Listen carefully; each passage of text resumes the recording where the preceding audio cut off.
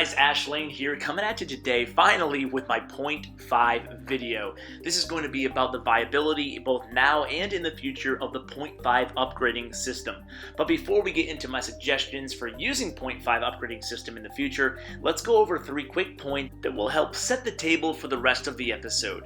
So if you guys missed it, you should watch the companion episode to this episode. It was, I think, 3 videos ago. I'll link it below in the description, and it explains the official algorithms behind matchmaking that I got from Supercell for the first time officially. So basically, in a nutshell, offense and defense are an even 50-50. We already knew the offense was weighted, but we never knew that it was officially the same exact weight as defense.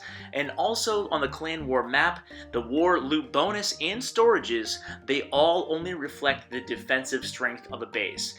The second thing is the upcoming weight changes. It's important to note that max level troops and Grand Warden, along with on defense, Eagle Artillery and Infernos, will now weigh dramatically more. And lastly, the third point is the point 5 system. Just in case someone's tuning in for the first time who doesn't understand the concept of it, I'm just going to briefly explain what point 5 upgrades mean. So it's not an exploit, but rather it's choosing to focus on offense while ignoring defense at each town hall level throughout the progression of the game.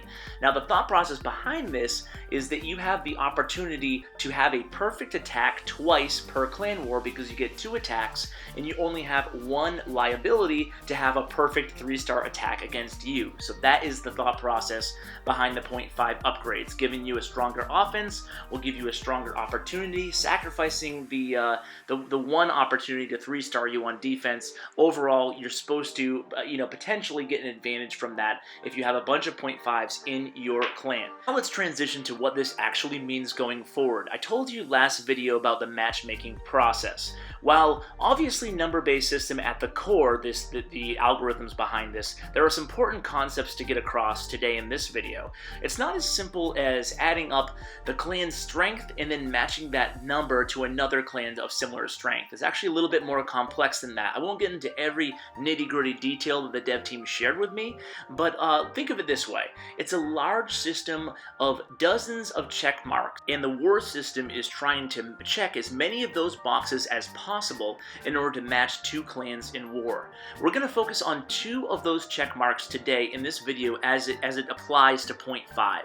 First, the newest checkmark in the system will now care a little bit more about matching based on the top of the map and a little bit less about matching the bases at the bottom of the map. Now, matching bases still matter in the algorithm, but it's just a greater impact if one clan has 1 more or less Town Hall 11 than if one clan has 1 more or less Town Hall 8. So that's going to be a new checkmark.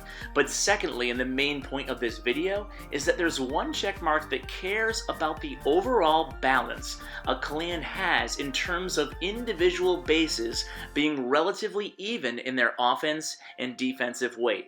Let me put it this way.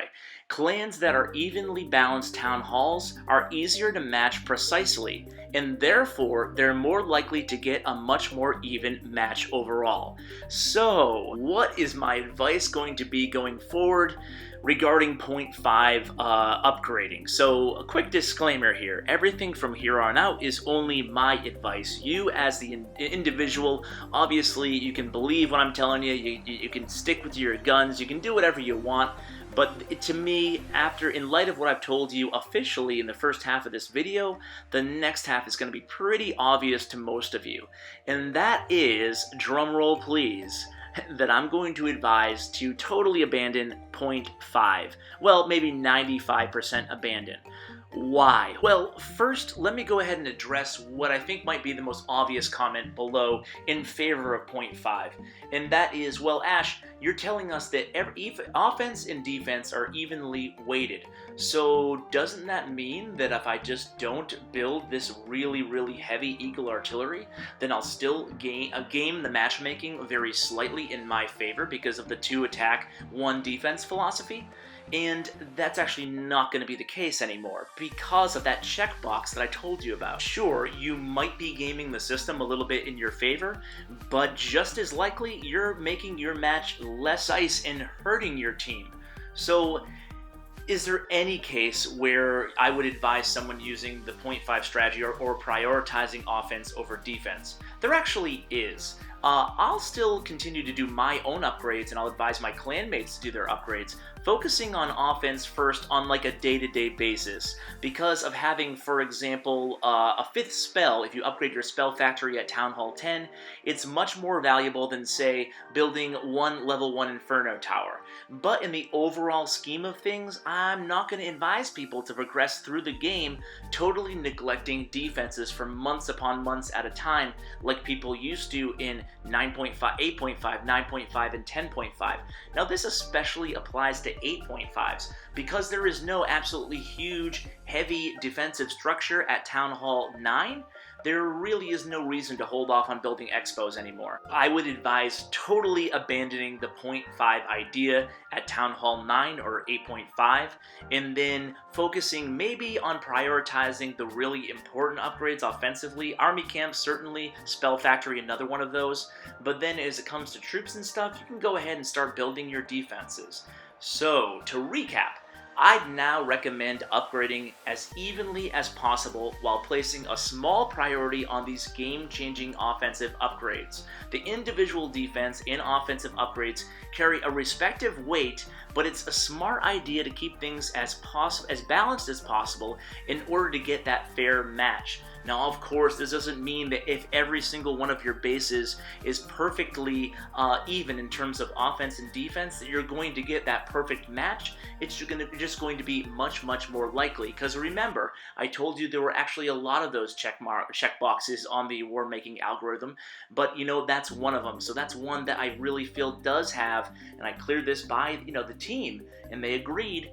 Balanced bases is the best way to get an even war match. So no rushed bases and no 0.5s if you want an even war match. So guys, first of all, I feel like I owe you a little bit of an apology because I've been an advocate for 0.5 in the past, and part of that reason is that we've never had these, you know, this information behind the whole war algorithm, the whole war matchmaking. And in a lot of ways, because of the 2-in-1 philosophy, the 0.5 system did seem to carry an advantage. And while it still does, we had no way of knowing about that check mark, about that checkbox that gave you a bigger advantage for having a balanced base. So guys, I hope you enjoyed today's video. I know it got a little bit technical there in the middle. I hope you were able to make it to the end of the episode, and I hope you found this useful and valuable going forward. So good luck to all of you guys in your wars. If you have any questions about your individual upgrades on your base, go ahead and comment below this video. I'll be honest with you guys,